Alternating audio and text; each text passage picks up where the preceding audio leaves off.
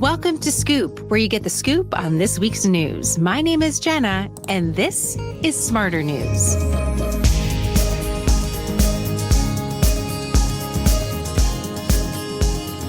Well, it's great to see you guys on what is going to be the last Monday of June, which feels a little bit too soon, by the way, doesn't it? The last Monday of June, and then we're going to head right into the July 4th holiday. We have a really big week of news ahead of us.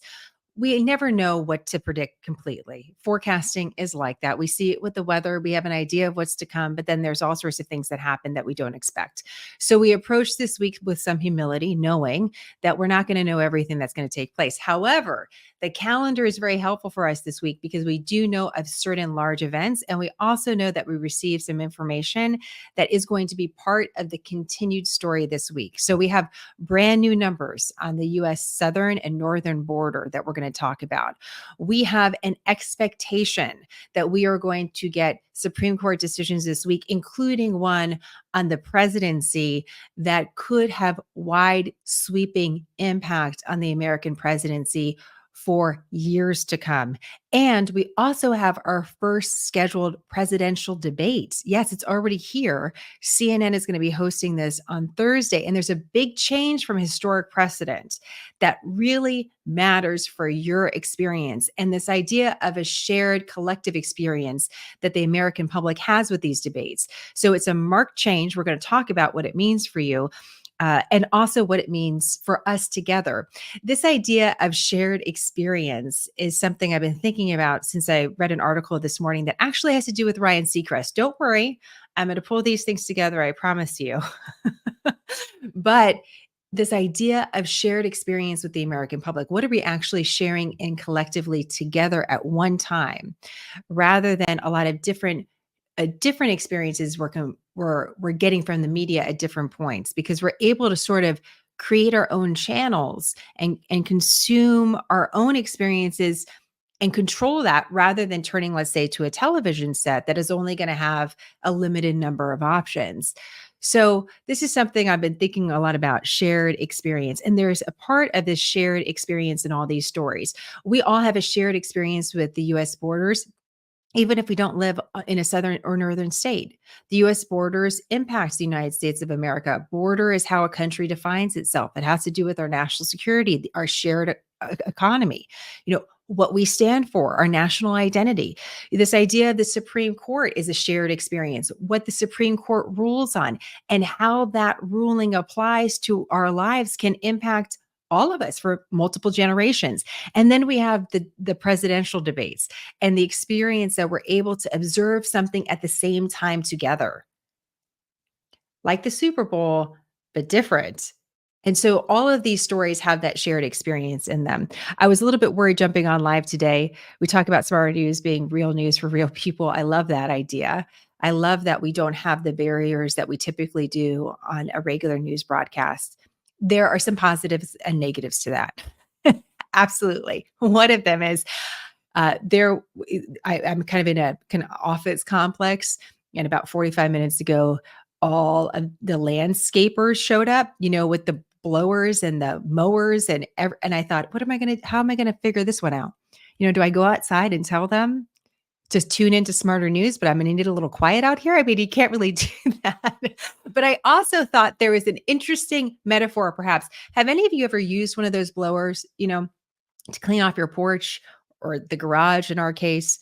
And I never had one until I actually lived in a house, which only just happened recently. I always lived in apartments, so didn't use one of those. It's very gratifying. It's very gratifying to blow off leaves, move dust away. But there is a question about effectiveness, right? Where does all of it doesn't, you don't suck it up. It's not like a vacuum. It just kind of blows back in. And that sort of feels like the news today, doesn't it? We kind of capture something. We're like, okay, I think we got our hands on something. And then something else develops that makes us feel like we don't have it in control. So today, what we're going to try to do is provide kind of like a clean patio for you. We're going to kind of blow out the clutter, And we're gonna feel good about the new even just for a moment, we're gonna feel good about the news for the week ahead. And then I can't guarantee what's gonna happen after that, but my hope is for only the best. Okay, let's start off quick with a couple conversation starters. These are just fun stories. I think they get us warmed up for some of the tougher stuff. So here's one for you. Let me go ahead and show it to you. This is a great picture from the Associated Press. The title from the outhouse: 400-meter runner goes from locked in a porta potty straight to the Olympics. No, this is a real story. Let me go ahead and read this to you. It was a classic case of going from the outhouse to the penthouse. Less than an hour before her semifinal at U.S. track trials, 400-meter runner Kendall Ellis was trapped in a porta potty, banging on the door, screaming for someone to let her out. Thankfully, somebody did. She won that race in a personal best time. Of course, she had a lot of anxiety. I mean, come on. Maybe there's something to it. Then came back Sunday to top that mark and win the final along with the national championship and the spot in the Olympics that comes with it. Quote, crazy things happen right before something great is about to occur. So maybe I needed that to get all the nerves and adrenaline out, she said. What a great way to look at it. Just a reminder that the Olympic trials are continuing this week. We had swimming, of course, over the last several days. We have track and field, and we're going to get the gymnasts this weekend too. So it's a lot of prep as we're about a month out from the Olympic Games. So that's exciting. Has anyone ever gotten locked in the bathroom? Has that happened to anybody? True story, when I was recently traveling overseas, I was having dinner with my husband and I went to the restroom and I was like, I'm not, it's so, I don't need to bring my phone. The phone comes with me everywhere. It does come with me to the restroom sometimes. I mean, let's just be honest. It's like you got your purse, your phone, all this stuff. And I didn't bring it that time, but I was in a really old bathroom and it was kind of like down a set of stairs. Couldn't get out for a while. I made it. That's why I'm here now, but couldn't get out. So I related to this. This felt like a very personal story. And so there you go.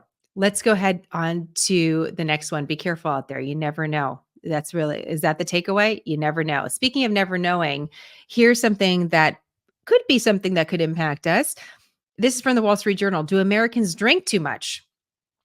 Alcohol is driving a debate in Washington. Agencies, lobbyists, and lawmakers are fighting over alcohol guidelines due to be updated next year. Okay, so you have a couple more months. We're almost to the midway point of 2024. I think it's this weekend, to be exact. And I know that's also a little bit scary. So you have a New Year's resolution that didn't get done. You still have a little bit of time, but this is looking to 2025. And the Wall Street Journal, which always has fun with some of these stories, writes this: a fight is brewing in Washington, D.C. over booze. For nearly 3 decades, federal dietary guidelines have said it is safe for men to have 2 or fewer drinks a day, and for women to have 1. That could change next year when the Agriculture and Health and Human Services departments update recommendations that are part of federal dietary guidelines. It goes on to say the guidance on alcohol consumption is being considered separately from the dietary guidelines. And this is happening for the very first time. So it's notable in that we're going to take a look at alcohol completely separate than, let's say, a food pyramid. So how does it actually fit in? And as you know, there's been a lot of discussion and new research about alcohol and a drop off in younger people drinking. For the first time in America, we're seeing more cannabis use than alcohol use. Sort of an interesting fact there too.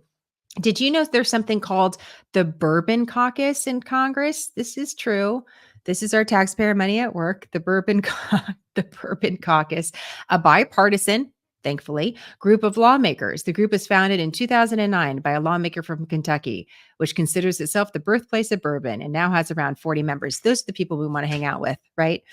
In Washington, D.C. What do they get done after a few drinks? That's what we want to know. What's curious about this is that there's recommendations coming from 2 different places. So there's a panel of health experts that Health and Human Services has put together. This is from my understanding. And then also an expert panel from Congress. And so they're getting, lobbyists are all over the place there trying to tell people how to think about alcohol. So prepare yourself. You have another 6 months, become the new year. We may have a different sort of guidance on alcohol and what's appropriate. Whether or not the government is the place to receive that guidance, kind of an interesting question. We've asked that question a lot over the last couple of years, haven't we, about health guidance from the government? Who's the best source of information? But it will be notable regardless in the news when the government does issue this. So that's something I just wanted you I thought would be interesting for you to know about. And then here's the opinion piece on Ryan Seacrest. And this is about Ryan Seacrest, but also not really about Ryan Seacrest. Let me go ahead and pull this up just so you can see this is actually from the Washington Post. It was an interesting piece for a couple of different reasons. Let me explain. The title is Ryan Seacrest our last chance to save a shared national culture? Is Ryan Seacrest our last chance to save a shared national culture? After Wheel of Fortune host Pat Sajak, it's Seacrest to the rescue again. And they go through the list of different roles that Ryan Seacrest has taken over the last several years, from Casey Kasem's role as DJ on American Top 40, Dick Clark for New Year's Eve. He followed LA's legendary radio morning DJ Rick Dees. He also replaced Regis Philbin at a different point, and now he's replacing Pat Sajak after Pat Sajak was the host of Wheel of Fortune for more than 4 decades. And so here's the crux of this article, which I thought really pulled out once you got past the Ryan Seacrest part, which the author is saying he's relatively inoffensive. He's relatively young at 49. He says he has no real talent, but the reality is he's had a myriad of really interesting gigs that have resonated with American culture. And the stat that really stood out to me here is at one time, 40 million Americans were watching Wheel of Fortune every night. So there was a shared experience there. Now it's around 9 million, still a big number, but not 40 million. And what Mark Fisher, the writer of this piece, is saying is that shared experience isn't happening anymore. There's shows we like. He uses the example of Yellowstone being a very popular show. And although people can name Kevin Costner, as far as being able to name everyone on that cast, harder to do. There is YouTube stars, Mr. Beast, obviously being the most watched person really on the planet, I believe is the title that he holds. That's one person that maybe someone can name on YouTube, but there's a lot of different people on YouTube that a lot of us follow in different ways. So we're not having that shared experience of watching the same thing at the same time. And he's asking this question, if we don't have that shared experience, then what are we actually sharing when it comes to national culture? And what does that mean for the fabric of society if we're not really sharing those things together? We once did it with the news. Walter Cronkite.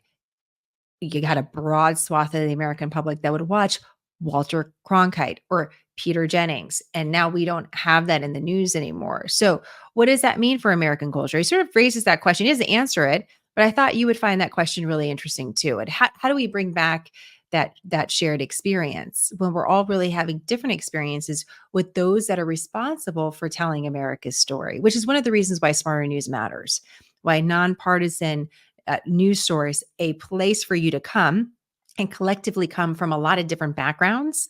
And you all are so really fascinating from so many different places. You have so many different thoughts and things, and you find a place here. It's one of the things I'm really proud of with Smarter News. So now we just have to get 40 million people on this platform. No big deal. So if you could help me with that, just by spreading the word a little bit, I'd appreciate it. So let's get to the news here. I want to talk to you about these 3 big stories that really do matter. I want to start off with the U.S. border, because big picture with the U.S. border, we have seen a historic pace of encounters. What does encounters mean? This is when law enforcement encounters an individual who does not have legal status to be in the United States. The picture that may come to mind is someone who is illegally coming across the border. But once they're encountered by law enforcement, that can mean a lot of different things. They could be seeking asylum. They could be a minor that law enforcement takes into custody. They could be removed from the country. They could also be arrested and taken into custody. There's a lot of different paths for someone once they're encountered by law enforcement. So that's why we use that overarching theme or word of encounter. In previous years, we used to use the word apprehension, but that would conjure up this image of arrest. And we knew that a lot of people were not arrested. And that if you were pursuing asylum, you actually fell into a different category. So that's why we use this term encounter. I want to show you the latest data that we have from Customs and Border Protection, because we're going to hear a whole lot about the border as we get closer to Election Day. And in fact, let me pull this up fuller so you can see it more closely. This is a great resource from Customs and Border Protection, it's going to show us in comparison several different years. So orange is the line for this current year, black is for last year, and so on. And this allows us to compare and contrast different time periods. It's also going to allow us to compare and contrast what's happening at the northern border and the southern border. Again, big picture, if we just look at what's happening nationwide when it comes to border encounters, we've seen more than 2 million, 2.2 million encounters this year. Right now, that's on pace for the third highest encounters in modern data collection, going back several decades. We still have 4 more months of data collection. So, regardless of what happens from this point on, this is still a historic year when it comes to encounters. However, when we look closer into the numbers and we look, for example, at the Southwest land border, which is where a lot of the attention is focused, you can see that there's been a decline in recent months over encounters. So, really, from March, it was a slight decline, February to March. March, April, May, we're seeing that number go down. And we don't really have a reason for this, at least to provide at this very moment. What story is behind this? It could be a lot of different things. Are we seeing that decline because of policy changes from the Biden administration or anticipated policy changes from the Biden administration? Are we seeing it because it gets hotter during the summer and that can slow the amount of people that are coming across the border at different times? Weather can be a factor. Are we just seeing fewer people? Fewer people to make this decision at the Southwest border? Do we actually have fewer numbers because we have fewer resources? So Border Patrol is under resourced and therefore they're just not encountering as many people. Maybe there's the same amount of people, but they're not encountering as many because they have low resources. So you can see there's a lot of different reasons for this decline. I want you to know that there's a decline though. And because there's many different reasons and these numbers can be used in different ways by different political parties, different lawmakers, different advocacy groups, I want you to understand that while we see a slight decline, we don't have that one reason for it. Now, I want to show you what's going on at the northern land border, which we've been paying close attention to, because according to the data that we see now, this was the highest month of border encounters at the northern border that we've seen ever in modern data collection. We always had to say modern data collection because we don't have data collection in the same way going back 100 years. We have it basically the same way for the last several decades. This number pales in comparison to the Southwest border. We're talking about 18,000 plus encounters versus 170,000 plus at the Southwest. They're not the same, but we're seeing a pace go up at the northern border. So there's a story there too, as well. And what is the reason for that? Is Border Patrol just more vigilant at this time? Are we actually seeing more people? Is the northern border something that is now an area for traffickers? One of the former heads of Customs and Border Protection said this is the case. We don't really know though. And again, we can't really compare north and south because the numbers are very different. But I also think this is important for you to know as we take a look nationwide again as to what's happening at the border. So big picture, still a very big story. If we go granularly, there's something in there for everybody. What is this story telling us? We're not quite sure yet. We're going to have to wait a couple more months to see, is this downward trend sustainable? Do we suddenly see a spike? Do we have a reason for what's going on at the Southwest border or the northern border? How does that just get discussed? And we expect this to get more discussed as we get into this intense election period. I would expect that we're going to get a question of some sort on this during the debate this week. I would expect it. We don't know. We have no idea. This is a big story. It's one that we'll continue to watch because it'll be even more relevant as we move closer to Election Day. You can see September is the final date that we're going to get a report card for the border. We're not going to get September's numbers until late October, which places that right before Election Day. A lot of voting will happen in the weeks around that time period, but you never know what could be the news item that motivates voters one way or another. So I thought that was important for you to know. Moving to the big topic of the week when it comes to the highest court in the land. And one of the ways to kind of tie the border to what's going on legally is that we're seeing different policies put forward by the Biden administration unilaterally through executive action that may or may not withstand legal challenge. So that's why we might see some different shifts in what's happening at the border. And we may see a different border story emerging even from the White House is trying to tell, depending on what stands and what doesn't survive court challenge. The Supreme Court, though, has several big decisions. We have 14 different decisions that we're expecting this week.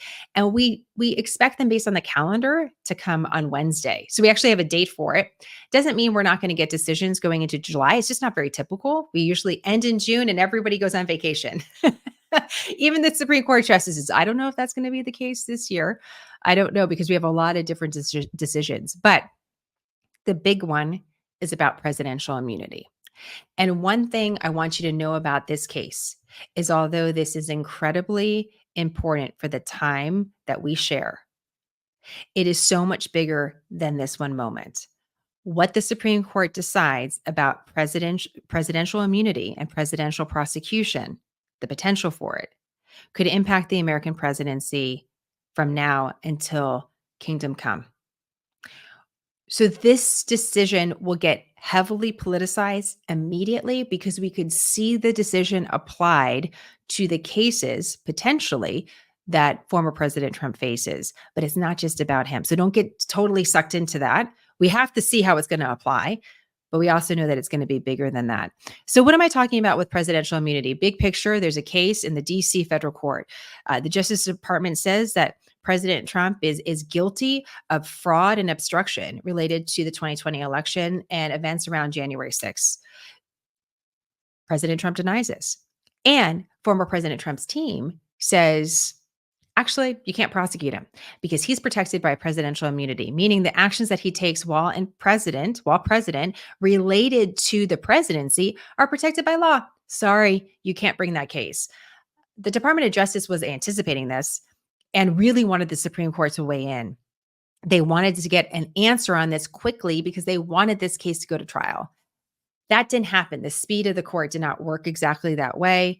And so even if we get a decision on this particular issue about whether or not President Trump can be prosecuted by the federal government in this way for actions taken while in office, we may not see a trial. The likelihood right now is that we're not going to see a trial related to this anytime soon. Again, that can change, but that's another reason why we're really looking at this particular case. So I was trying to think of an example for you of like, why is this even a question? Because the president is not a king, and doesn't he fall under the law just like everybody else? Like, he's not allowed just to be a criminal. He can't just go rob a bank and say, well, it's all I'm in office. I had to do it, so I'm protected. That doesn't make any sense.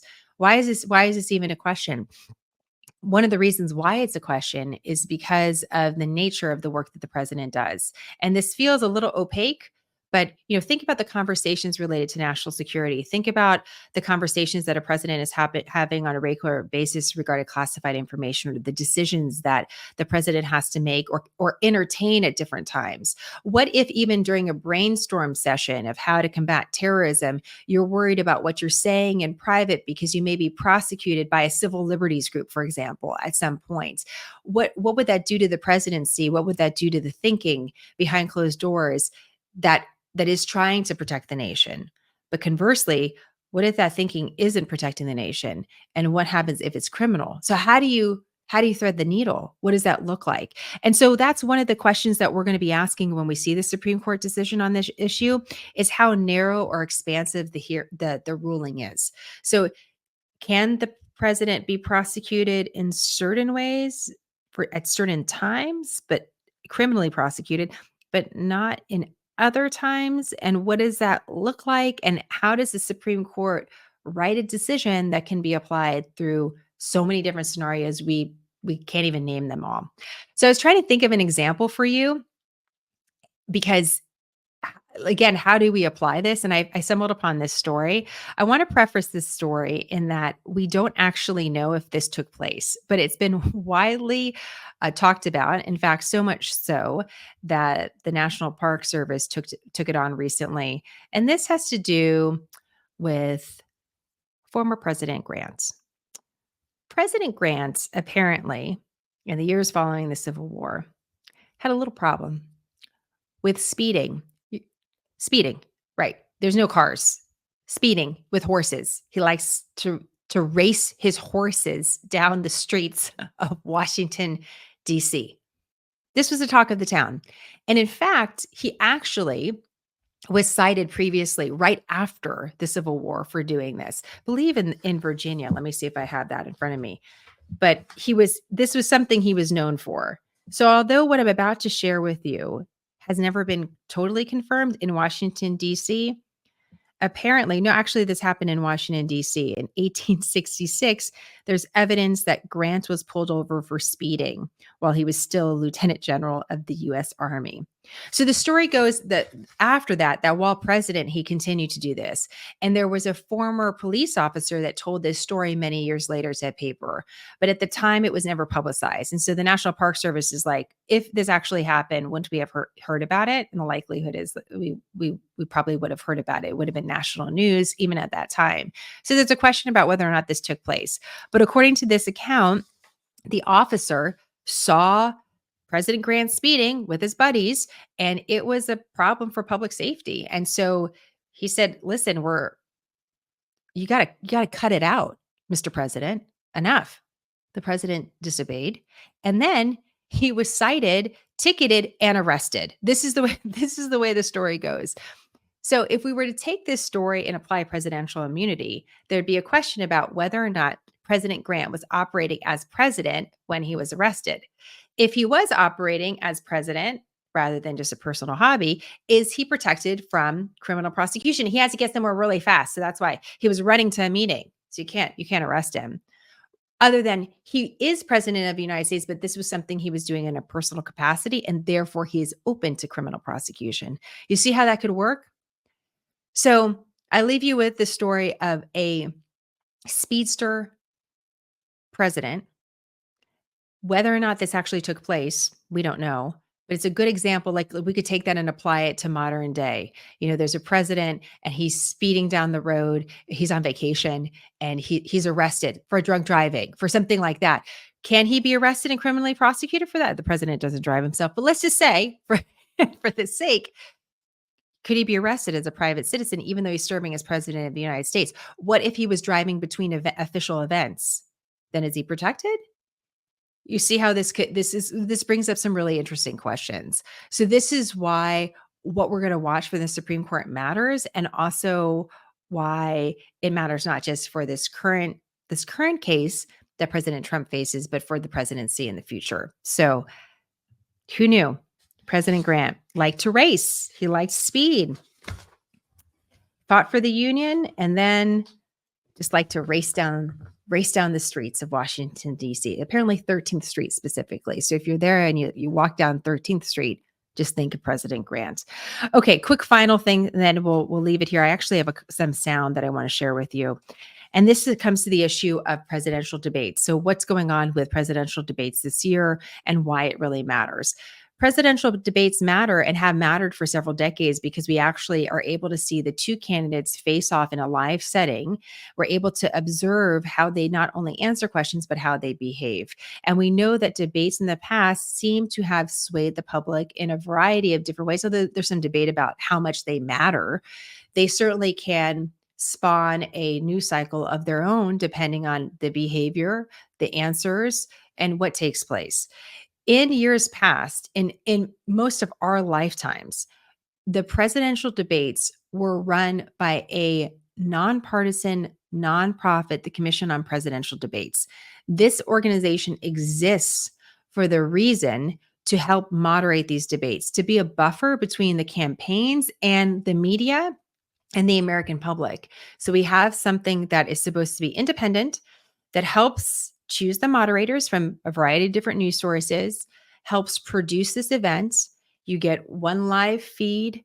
All the networks that want to take it can take it, even if that's not their anchor. Let's say an ABC anchor is moderating a debate, but all the major networks are going to take it and everyone's able to see it. This is the way that it's been done in the past. This is how it was done in 2020. And this is how we expected it to be done. In fact, we got a list of where the debates were going to happen. They typically happen at college universities in different key states. We actually expected one not too far from where I'm sitting. at Texas State University.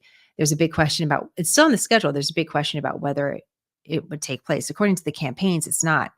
So what happened is that just over the last several weeks, the Biden campaign said to the Commission on Presidential Debates, we're not doing any of your debates.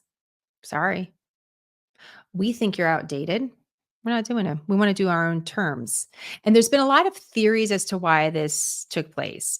And Ryan Lizza, a journalist that's working in part for Politico, he's written large features at the New Yorker. He's a well-known political journalist, actually sat down with the commissioner and co-founder of the Commission on Presidential Debates right after this happened. He had a few theories as to why this took place, the commissioner. He said he thought it was personal, that there was a group within President Biden's camp, long-time political operatives that just don't like the Commission on Presidential Debates. He thought that was the reason. He also thought that there was a concern about a third-party candidate, Robert F. Kennedy Jr., perhaps participating, and the Biden camp, maybe the Trump camp too, didn't want to have that variable perhaps added to the stage. These were all theories that he was putting forward. The Biden camp put forward a letter and was just very clear, this doesn't work for us anymore, and it's outdated. And by the way, the schedule doesn't work because there's a lot of early voting. And so we want to do something earlier. And so we're going to arrange our own debate with the Trump campaign, and we're going to go through CNN as the first purveyor of this debate. So that's what's actually happening on Thursday. What this looks like and how this debate is going to be run is going to be controlled by CNN. So let me give you a scenario. In the past, Fox News would have taken a debate that the Commission on Presidential Debates was overseeing. Even if there was a CNN moderator, all the networks would take it, even if it was a competitor. In this case, there's a question, well, how is this debate going to be broadcast to different networks? How is the information going to be shared? Are networks going to try to funnel the viewership of this, to control it just to them? Are they going to allow other people to see it? Again, is there going to be a shared experience with the American public? Or in order to have that shared experience, do you have to go to CNN and CNN only and be within their ecosystem? So this is a way that your experience as a voter and an audience member will change because of this very significant change. This is the way that debates have been run by the Commission on Presidential Debates goes back to 1988. So we haven't seen anything like this. So as far as what to anticipate what it's going to be like, we have an idea. We've all seen a debate before, but it is different when it comes to the presidential election. So I thought there were some sound bites from this commissioner, Frank Fahrenkopf, and his observations. Again, he was very raw coming off of this announcement. He still believes that they could have presidential debates that they're going to moderate.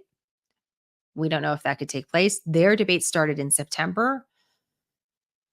The Biden and Trump campaign would have to agree to this. But he was asked a very pointed question about why the Commission on Presidential Debates matters and whether or not maybe the commission is outdated.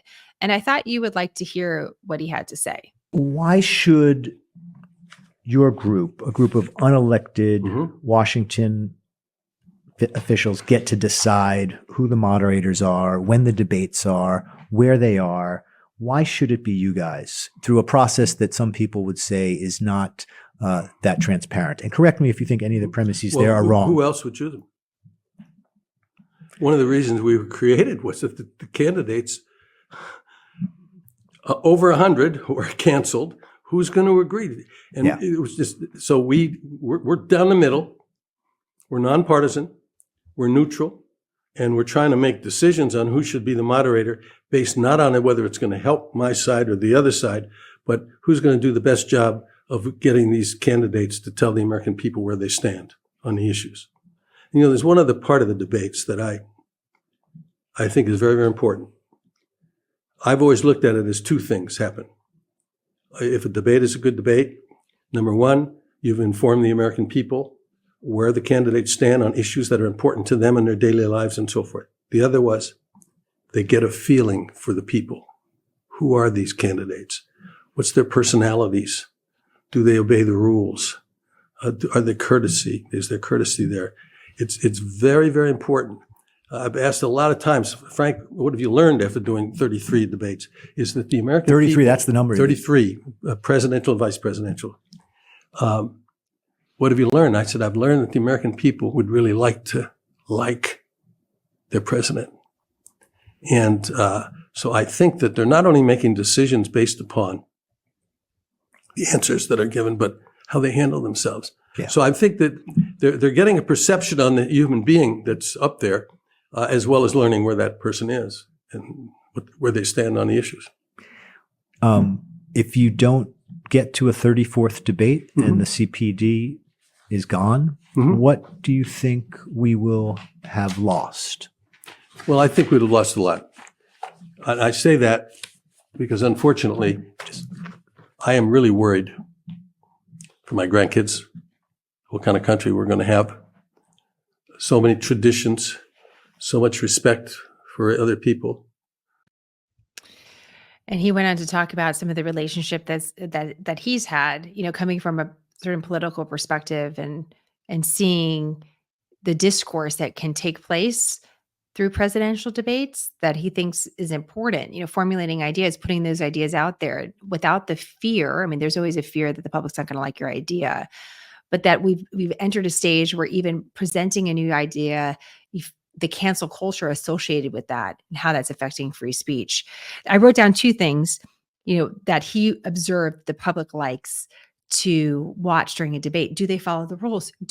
Does the potential leader of the free world follow debate rules?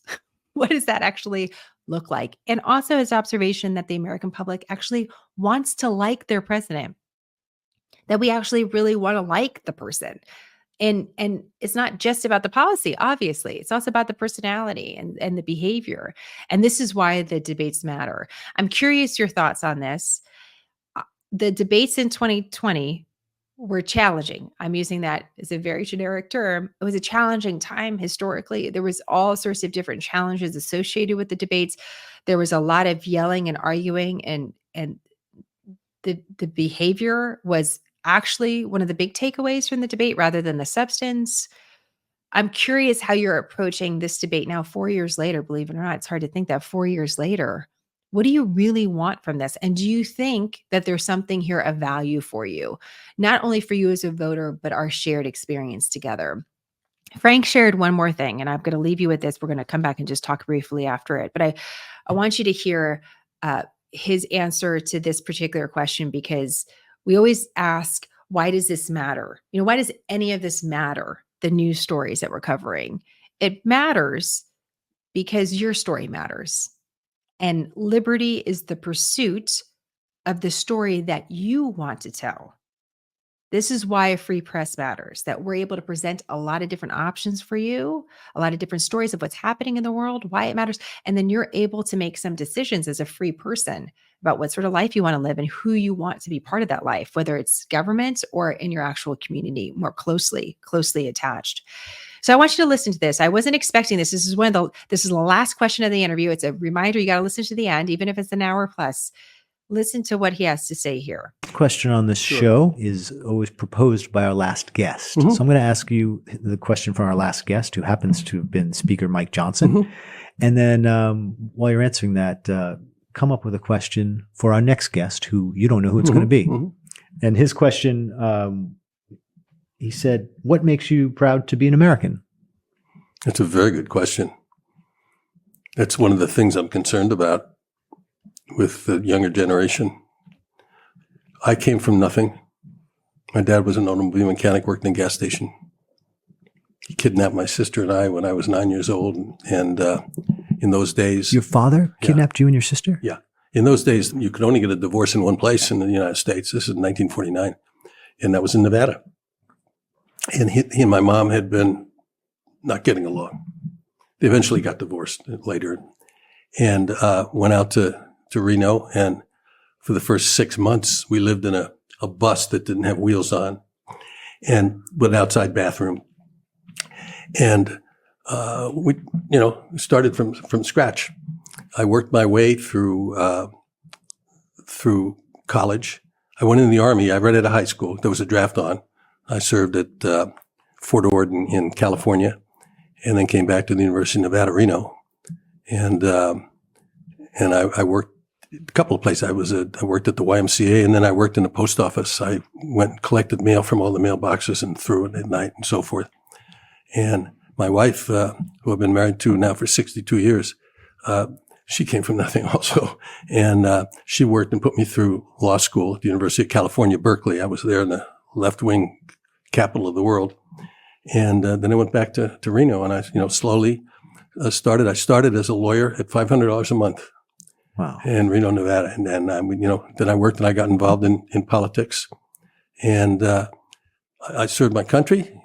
And in a way, I've looked at the debate commission, and my time and effort in all these years is part of also of my responsibility for my country, because I think having those debates is so important for democracy and freedom. And that's why I do it. And I know this country, and I have great confidence in this country. I'm concerned. I just believe in democracy. So I believe in our system, and I believe in the future will be great, but I'm just worried about where we are. I thought that would resonate with a lot of us listening, because what a story, number one. You could tell in how he talks a little bit about UC Berkeley. I'm smiling because I'm from San Francisco. The left wing comment. He comes from a perspective that's more conservative, but his work in a nonpartisan group is because the group involves a lot of people of different perspectives together, trying to produce these debates to make sure that they honor all the different perspectives that are out there, and that one network or one media channel over the other doesn't get a hold on the debates in a way that wouldn't be good for the American public, because that's his priority. You could tell in his voice, you could tell in how he reflected on that question. And I wanted to leave you with that, because that is why it matters. It all matters, not only for us and our story, but the stories of future generations. And so in all of this political haze and debate that we're going to get, the Supreme Court decisions, debate over the border, all of it, it's great to be grounded in this. This matters because America matters. And you matter in telling that story, that next chapter of what this country looks like. And that is the power of the people in America, to be a driver in that story, not just a passive consumer. So I look forward to linking arms with you as we go through the next several months and head towards another really important decision about who the leader of the country will be in the White House, but also who will be leaders in the Senate and in the House and a lot of other elections as well. We're going to be really paying close attention to what is the story that we're going to tell. What is that going to look like for us and our families? So we have some breaking news that we expect this week. If and when that breaking news happens, we will be able to respond. We will respond, and I will make sure to share that response with a breakdown of, what kind of the big points of these different events, whether it is the debate or the Supreme Court decision, the bullet points of what to know, why it matters, so you have clarity. So know you can come to us at smarternews.com and throughout our social media channels for that. We may not be the first, because I like to let it simmer for a second. We want to be the most thoughtful and have the best use of your time. Someone can jump on live television, go for 3 hours. I prefer to condense it and go for 3 minutes and leave you with something really good and free you up so you can have more time in your own life. So just know that even if we might be a little slower than 24-hour news channel, that's on purpose. We actually think we could provide greater value. And I'm curious your questions so we can answer them as these different stories come up. And I feel like this little attention, a little asterisk, because this is what we do expect from the Supreme Court this week, this decision on presidential immunity. We do expect the debate.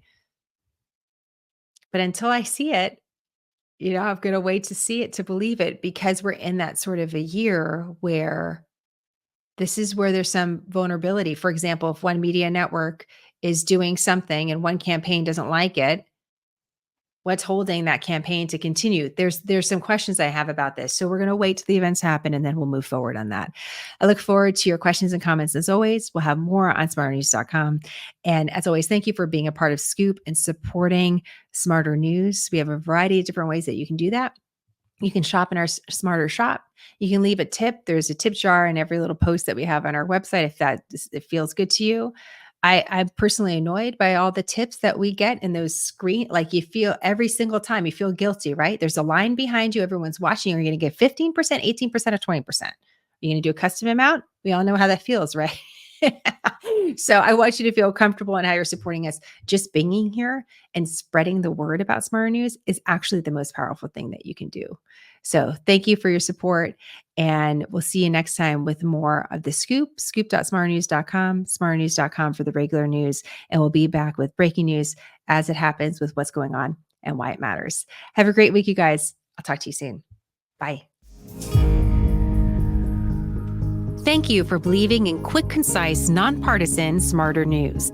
Every time you join us or share or save our content, you help us build a solution in news, and we are so grateful. We have a few other ways you can support our mission, from joining our insider community Scoop, to shopping our gear at our Smarter shop, to just telling a friend. The best way to do any of this is to visit smarternews.com or follow us at Smarter News on social media. Don't worry, we put all of this in the captions so it's easy for you. Plus, we added our email just in case you want to drop us a note. We always love hearing from you. Thank you for helping us deliver news smarter.